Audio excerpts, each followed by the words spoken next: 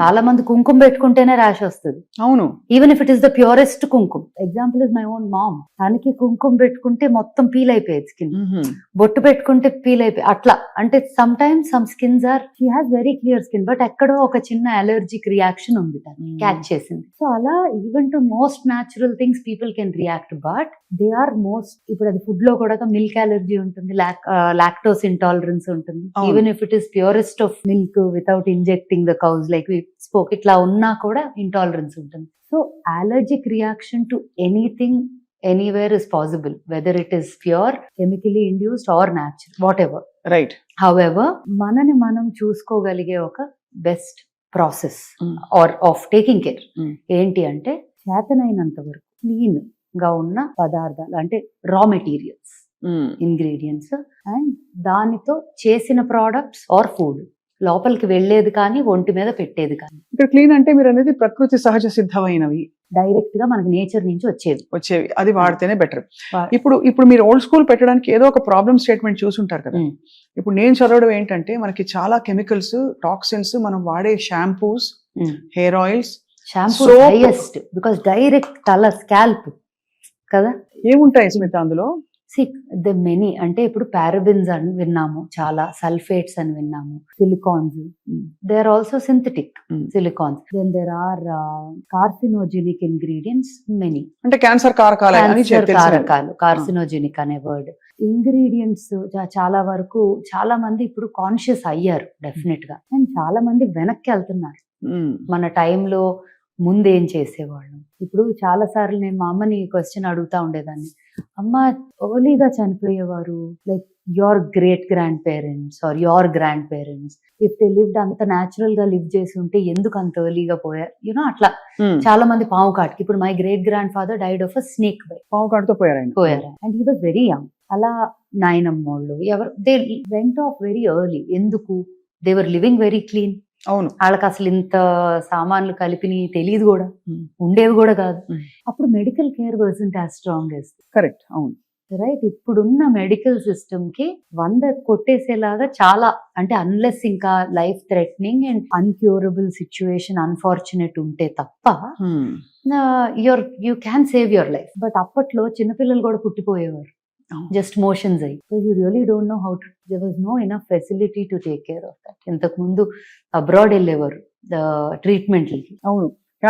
ఇక్కడికి వస్తున్నారు అవును చాలా మంది, because it's easier to correct access medical care అని. 60 ఏళ్లే చాలా గుడ్ లైఫ్ లాగా ఉండేది ఒక మెనీ జనరేషన్స్ అగో. ఇప్పుడు 80-90 కూడా హెల్దీగా ఉంటే they're still okay laga. So I think there's a difference in the medical there. However, all these things, ఇంత నాలెడ్జ్ ఉండటం ఒక పక్క అనుకుంటాము, ignorance is bliss అని, రైట్?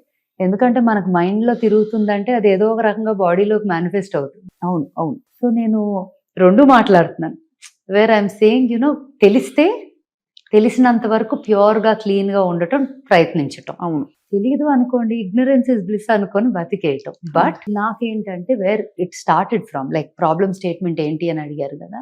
నాకు బబుల్స్ పెట్టినప్పుడు, మీకు బబుల్స్ తెలుసు, chain of salons and hair and beauty salons and spas. Bubbles పెట్టినప్పుడు నేను ప్రోడక్ట్, ఇంగ్రీడియంట్ ఇవన్నిటి మీద నాకేంటంటే క్యూరియాసిటీ. ఏదైనా ప్రోడక్ట్ వచ్చింది అంటే అది ఏంటి, ఇది బాగుందా, ఇది వాసన ఎలా ఉంది, టెక్స్చర్ ఎలా, ఊరికే అలా అని నేను 100 వాడతానా అంటే ఏది వాడను. కానీ ఆ curiosity, I think I was made like that, especially in that area. తెలుసుకోవడానికి ఇంట్రెస్ట్ ఉండేది బాగా. ఎక్కడో ఒక చిన్న డిస్సాటిస్ఫాక్షన్ ఉండేది, ఏంటో వాడేవి నాకు నచ్చట్లేదు. బట్ ఇండియాలో అంతకన్నా ఆ టైంలో లేవు. ఫ్రీ అదే బెస్ట్, అంతే అంతే. కానీ వెనకాల లేబుల్స్ చదివితే, లేబుల్స్ చదివినా లేకపోతే అదేదో చూడటానికే తేడాగా ఉంది అనే ఫీలింగ్ వచ్చేది. కొన్నేమో భలే ఉన్నాయి అనిపిస్తాయి, బట్ దెన్ ఎక్కడో ఇది భలే ఉన్నాయి అనుకుంటున్నాం కానీ యాక్చువల్లీ భలే లేవు అనే ఫీలింగ్ కూడా వస్తుంది. ఒకటి పీకుతా ఉండేది, ఏదో తేడాగా ఉంది, ఏదో చేయాలి.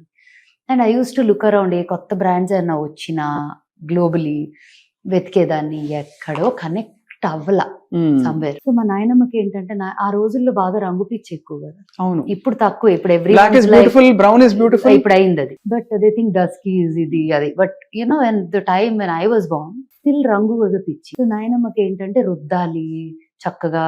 అండ్ వాళ్ళైతే పింక్ కలర్ లో ఉండేవారు. మా తాతగారు, నాయనమ్మ, డాడీ, అత్త వీళ్ళందరూ pink. My mummy side also. వాళ్ళకి ఏంటి అమ్మమ్మ వాళ్ళకి కాదు కానీ నాయనమ్మ వాళ్ళకి ఉండేది బాగా. సో ఎవ్రీ వీకెండ్ కాటేజ్, మా ఇంటి వెనక బ్యాక్ యార్డ్ ఉండేది, ఇట్లా నలుగు పిండి ఇవన్నీ కలిపి మొత్తం. అండ్ నూనెలో అయితే అప్పట్లో యూస్ టు డూ హైబిస్కస్. వాసన చూస్తున్నాను, కొంతసేపు ఆగుతారా? చూడ అంత బాగుంది. Enjoy. సారీ, ఎంత బాగుందో. మందార పువ్వు అంతా తీసుకొని శివుడు తలకి పెట్టడం. రుద్దేవారు అంతా. వాళ్ళకి హెయిర్ స్కాంటీగా ఉండేది, సో వాళ్ళకి అలవాటు అట్లా చేసుకోవటం. నాకేమో బాడీకి నూనె రాసి నలుగు పెట్టి మీగడ. సో మై సాటర్డే సండే అంటే రుద్దుడు నాకు. And she had a very, తనకి హార్ట్ కండిషన్ ఉండేది చిన్నప్పటి నుంచే, డాడీ వాళ్ళు పుట్టక ముందే. బట్ ఆ కండిషన్తో ఓపిక లేకపోయినా నన్ను I was very very close to her. So నాకు ఓల్డ్ స్కూల్ అనగానే నాయనమ్మ గుర్తు వస్తుంది. Though she was alive only for 6 years after I was born. నాకు 6 ఏళ్లలో నాయనమ్మ గుర్తులు చాలా ఉన్నాయి. Both my grandmothers for very different reasons. అమ్మమ్మ ఫర్ వెరీ డిఫరెంట్ రీజన్స్, నాయనమ్మ for this. Old school is my tribute to her actually. So beautiful. Because నాకు అయ్యి ఇప్పుడు ఏ గ్రాండ్ మదర్ కి టైం ఉంది? అందరూ బిజీ, అందరు మోడర్న్ గ్రాండ్ మదర్స్, చాలా పాష్. అంతే కదా, మన body wash, grandmothers are posh. Baby వాష్లు, బాడీ వాష్లు ఇప్పుడు. అవును. సో ఇప్పుడు ఎవరికి ఆ ఓపిక, టైము? అండ్ అప్పట్లో ఇంటి వెనకాల ఒక బ్యాక్ యార్డ్ ఉండేది, ఒక రుబ్బు రోల్ ఉండేది, అక్కడే చేసేవారు. గోరింటాకు పౌడర్ అనే స్టోరీ నాకు మచ్ లేటర్ ఇన్ లైఫ్. కానీ చెట్టు ఉండేది, చెట్లు ఆకులు తెంపుకుంటా చింతపండు వేసి అది వేసి రుబ్బి ఇట్లా పెట్టుకునేవాళ్ళం చేతికి. గోరింటాకు వల్ల చాలా మంచి జరుగుతుంది అంటారు, తలకి ఒంటికి. అంత నిజం? కానీ తలకి డ్రై అయిపోతుంది. Part little bit of it helps, కానీ ఉట్టి కాన్సన్ట్రేటెడ్ గా గోరింటాకు పెట్టుకుంటే యాక్చువల్లీ చాలా పాడైపోతుంది హెయిర్. అప్పట్లో ఇంకేమీ లేక అది చేసేవారు. కానీ conditioner, I would actually say దాంట్లో చాలా వేస్తే conditioner by itself it dries off. దేనికి వాడతారు మరి గోరింటాకు? గోరింటాకు ఇస్ అ న్యాచురల్ కలర్ కదా, రంగు కోసం గోరింటాకు పెట్టుకోవడానికి. యా, హెయిర్ కలర్ గానీ. మా నాయనమ్మ వాళ్ళ అయితే ఫోటో చూస్తే ఆరెంజ్ ఉండేది జుట్టు. అవును, అప్పట్లో అదే పెట్టుకునేవారు. అప్పట్లో అదే ఎక్కువ.